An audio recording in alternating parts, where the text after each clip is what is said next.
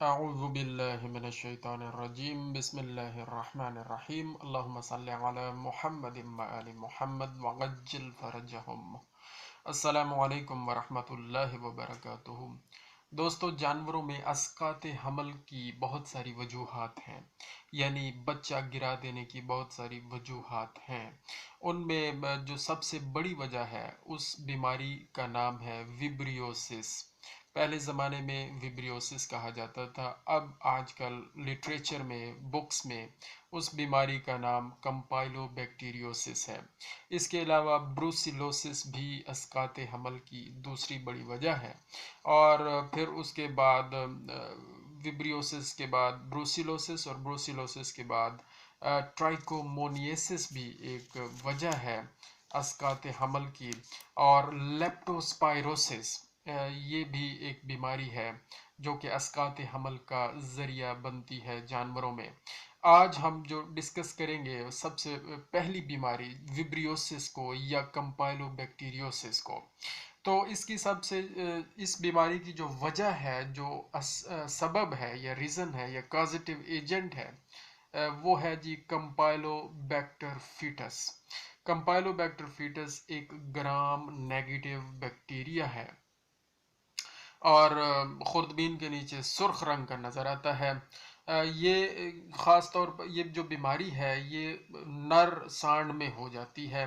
और जब नर सांड में होती है तो उसके जब जब वो जब वो मीटिंग करता है मादैन से, मादा जानवरों से, तो वो जरासीम फिर मुंतकिल कर देता है मादा जानवरों में। तो फिर होता यह है कि जो विजाइना है उसकी स्वेलिंग हो जाती है, और जो यूट्रस है, बच्चादानी है, उसमें भी सोजिश हो जाती है। ये उसकी अलामात में है। बीमारी की अलामात में पहली जो अलामत है वो ये है कि विजाइनाइटस, यानी विजाइना की सोजिश हो जाती है। दूसरी वजह है बच्चादानी यानी यूट्रस की सोजिश। और फिर उस वजह से मुराद दूसरी अलामत। और तीसरी अलामत ये है, उसके बाद फिर ये होगा कि पस पड़ जाएगी, पीप पड़ जाएगी, और विजाइना के रास्ते से पस का इखराज होना शुरू हो जाएगा। और इसके बाद होगा ये कि मादा जानवर बार बार हीट में आएगा, हर 30 दिन बाद हीट में आ जाएगा, और उसकी हीट रिपीट हो गई, यानी 30 दिन के बाद। आमतौर पर तो 21 दिन के बाद दौरानिया होता है गायों में, भैंसें तो खैर ज़्यादातर कनेक्टेड है, उनका सीज़न से भी उनका एक कनेक्शन मौजूद है।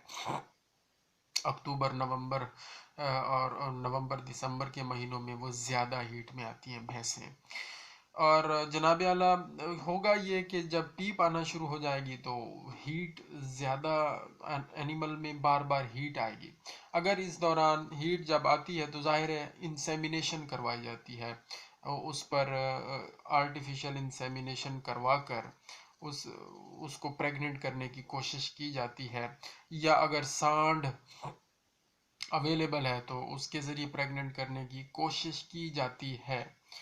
लेकिन अगर ये जरासीम पहले से मौजूद है या उसी आर्टिफिशियल इंसेमिनेशन के दौरान मुंतकिल हुआ है, या उसी नर सांड की मिलाई के दौरान मुंतकिल हुआ है ये जरासीम कंपाइलोबैक्टर फीटस का, तो 7 दिन के अंदर अंदर ये विजाइना से यूट्रस में चला जाता है, और वहाँ 7 दिन इसको लग जाते हैं कम अज़ कम, चला जाता है, और वहाँ पर भी इन्फ्लेमेशन, सोजिश का अमल शुरू कर देता है और अपनी ग्रोथ को बढ़ाता रहता है।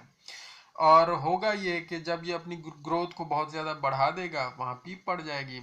और अगर इस दौरान स्पर्म की और अंडे की आपस में फर्टिलाइजेशन हो गई और कोई एम्ब्रियो बन भी गया, तो अर्ली एम्ब्रियोनिक डेथ हो जाती है उस छोटे से बच्चे की जो अभी बन रहा है। इब्तदाई स्टेजेस में ही डेथ हो जाती है ज़्यादातर। और बाज़ औक़ात ये होता है कि मादा जानवर का इम्यून सिस्टम बेहतर होता है, क़ुव्वत मुदाफ़ियत बेहतर होती है, बीमारियों के ख़िलाफ़ लड़ने की सलाहियत बेहतर होती है। तो फिर इस हालत में ये होता है कि प्रेगनेंसी कुछ लंबी चलती रहे, हमल का दौरानिया कुछ लंबा हो जाए, बच्चा भी कुछ और ज़्यादा ग्रो कर जाए, और फिर लेकिन होता यह है कि अल्टीमेटली अस्काते हमल हो जाता है, यानी एबॉर्शन हो जाती है। 4 महीने के बाद हो सकती है, 5 महीने के बाद हो सकती है, 6 महीने के बाद हो सकती है, ज़्यादातर इन्हीं महीनों में अबॉर्शन हो जाती है।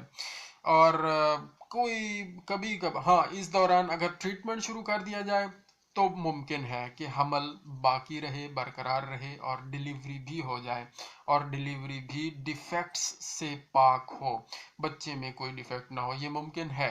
लेकिन उसका फिर प्रॉपर ट्रीटमेंट अगर कर लिया जाए तो ये मुमकिन है। तो हमें करना ये चाहिए कि अगर हम नर सांड से मिलाई करवा रहे हैं मादा जानवरों की, तो पहले नर सांड का तज्जिया करवा लें, लेबॉर्ट्री टेस्ट करवा लें, उसका सीमन ले लिया जाए, उसको चेक करवा लिया जाए लेबॉर्ट्री से। और इसके अलावा क्योंकि ये जरासीम नर सांड के प्रीप्यूस में होता है, वो जो आला तनासुल है उसके इर्द गिर्द जो उसकी झिल्ली होती है, उस झिल्ली के अंदर ही ग्रो करता है, तो वहां से स्वैब की मदद से भी लिया जा सकता है सैंपल, और उसको लेबॉर्ट्री भेज के चेक करवाया जा सकता है। और नर सांड अगर इस बीमारी में मुब्तला है तो फौरी तौर पर उसे ट्रीटमेंट दिया जाना चाहिए। ट्रीटमेंट मैं बताऊंगा इंशाल्लाह क्या है। और अगर हम चाहते हैं कि नर सांड इस बीमारी में मुब्तला ही ना हो, और बिल्कुल हम चाहते हैं, जाहिर है ये ज़रूरी है, तो हमें वैक्सीन करवानी चाहिए। हिफाजती टीका इस बीमारी के खिलाफ अवेलेबल है, और पहला टीका जब लगा दिया जाए तो दूसरा टीका 1 महीने के बाद लगाया जाए। पहला इंजेक्शन जब लग जाए उसके 1 महीने के बाद दूसरा इंजेक्शन लगना चाहिए, और जब ये दूसरा इंजेक्शन लग जाएगा तो कुव्वत मुदाफियत उस नर जानवर में पैदा होना शुरू हो जाएगी, लेकिन उसमें भी 2 महीने लग जाएंगे। दूसरा टीका लगने के 2 महीने के बाद कुव्वत मुदाफियत मुकम्मल तौर पर उस जानवर में, नर जानवर में पैदा होगी। तो टीका लगने से पहले 2 महीने भी मादा जानवरों से मिलाई ना करवाई जाए, और टीका लगने के बाद दूसरा टीका लगने के 2 महीने बाद भी मादा जानवरों से मिलाई ना करवाई जाए तो बेहतर है। और अगर मादा जानवर मुब्तला हो गया है, अच्छा, मादा जानवरों में भी ये हिफाजती वैक्सीन करवानी चाहिए, इसी तरतीब से करवानी चाहिए।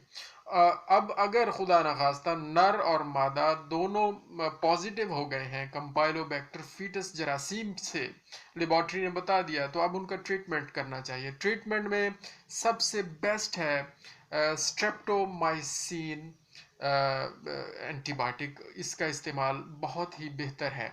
लेकिन बाज़ औक़ात अकेला स्ट्रेप्टोमाइसिन इतना इफ़ेक्टिव नहीं होता, तो इसके साथ हमें प्रोकेन पेंसिलिन ऐड करना चाहिए, प्रोकेन पेंसिलिन ऐड कर लेना चाहिए। और जनाब कम से कम 7 से 10 दिन तक ये इंजेक्शन इंट्रामस्कुलरली भी देते रहें, और नर जानवरों में उस जगह पे जहाँ से इस जरासीम ने आगे मुंतकिल होना है, जाहिर है पीनस और उसके इर्द गिर्द जो प्रीप्यूस है, जो झिल्ली है, उस जगह पे नर जानवरों में इंजेक्ट करवाया जा सकता है ये स्ट्रेप्टोमाइसिन, और मैंने जैसे बताया कि प्रोकेन पेंसिलिन का जो कम्बिनेशन है ये इंजेक्ट करवाया जा सकता है, और इसके साथ डाई हाइड्रो स्ट्रेप्टोमाइसिन भी ऐड किया जा सकता है। ये 3 किस्म की आप देख लें कि dihydrostreptomycin number 1, procaine penicillin number 2,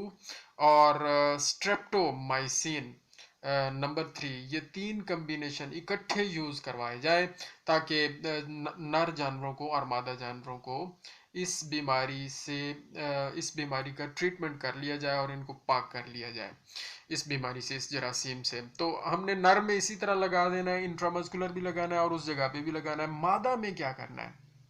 मादा में भी इंट्रामस्कुलर इंजेक्शन लगेंगे 7 से 10 दिन रेगुलरली, और साथ साथ उसमें हमने एक महलूल तैयार करना है मादा जानवरों के लिए। उसमें यही तीनों एंटीबायोटिक्स स्ट्रेप्टोमाइसिन, डाईहाइड्रो स्ट्रेप्टोमाइसिन और साथ प्रोकेन पेंसिलिन, ये तीनों हमने डिस्टिल वाटर में मिक्स कर लेने हैं। इनके इंजेक्शन फॉर्म, इनकी पाउडर फॉर्म में पेनीवेट, पेन बायोटिक, बायोकॉन एटसेट्रा मुख्तलिफ प्रेपरेशन अवेलेबल हैं। तीनों कम्बिनेशन इकट्ठे आते हैं, पाउडर फॉर्म में आते हैं। इसको हमने डिस्टिल वाटर में मिला लेना है। 30 से 40 ml डिस्टिल वाटर काफ़ी है। या अगर बहुत बड़ी गाय है, ज़्यादा है उसका साइज, तो 50 ml भी पानी लिया जा सकता है। वो ये ले लें। और उसके साथ क्या करें जी, ल्यूगॉल्स आयोडीन, वो हमने थोड़ा सा ऐड कर लेना है, 2 से 5 ml के हिसाब से। लेकिन उसका पहले महलूल तैयार करना है। 2% बना सकते हैं, 3% सोल्यूशन ल्यूगॉल्स आयोडीन का बनाकर इस एंटीबायोटिक सॉल्यूशन में जो हमने पहले तैयार किया है, इसके अंदर मिक्स किया जा सकता है। और आर्टिफिशियल इंसेमिनेशन करने के लिए जो गन और रॉड इस्तेमाल होता है, उस रॉड के ज़रिए हम इसको अंदर विजाइना से क्रॉस करके, सर्विक्स को क्रॉस करके यूट्रस में इस महलूल को छोड़ दें। और ये ट्रीटमेंट कम अज़ कम 5 दिन और ज़्यादा से ज़्यादा 10 दिन की जा सकती है, लेकिन वक्फे वक्फे से। तो मोस्टली ये होता है कि 3-4 दफ़ा ही 7 दिन के वक्फे से हमने करना है। पहली दफ़ा रख लिया, फिर एक हफ्ते बाद दूसरी दफ़ा रख लिया, फिर एक हफ्ते बाद तीसरी दफ़ा रख लिया। 3 दफ़ा भी काफ़ी होता है। अच्छा, साथ में इंट्रामस्कुलर इंजेक्शन हमने रेगुलरली देना है, इंट्रामस्कुलर मादेन में। और ये जो हमने यूट्रस के अंदर ये महलूल रखा है, ये वक्फे वक्फे से करना है, एक एक हफ्ते के बाद हम कर सकते हैं। और अगर बहुत ज़्यादा सीवियर कंडीशन है तो 3 दिन बाद भी रिपीट किया जा सकता है। वो डॉक्टर साहब खुद फैसला करते हैं कि क्या कंडीशन है। तो इस तरह हमने ट्रीटमेंट कर लेनी है। और बाज़ औक़ात इस ट्रीटमेंट के साथ प्रोस्टाग्लैंडिन्स के जो इंजेक्शंस अवेलेबल हैं, हमने पहले बताया था कि जो बांझपन है, बांझपन को दूर करने के लिए प्रोस्टाग्लैंडिन्स के इंजेक्शंस यूज़ करने चाहिए। उस पिछले लेक्चर में इस पे बात हो चुकी है। तो अगर ज़रूरत समझी जाएगी तो इस कैफियत में प्रोस्टाग्लैंडिन की डोजेस भी दी जाएंगी। जज़ाकल्लाहु खैरा। अल्लाहुम्मा सल्ली अला मुहम्मद व आलि मुहम्मद व अज्जिल फरजहुम।